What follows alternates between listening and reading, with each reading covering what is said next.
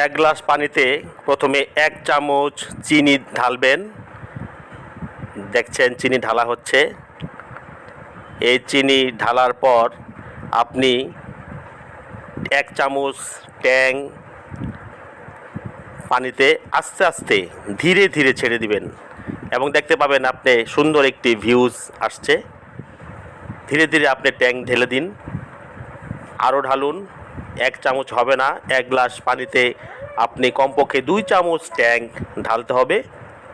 দেখতে পাচ্ছেন সুন্দর একটি ইয়েলো কালার ধারণ করেছে।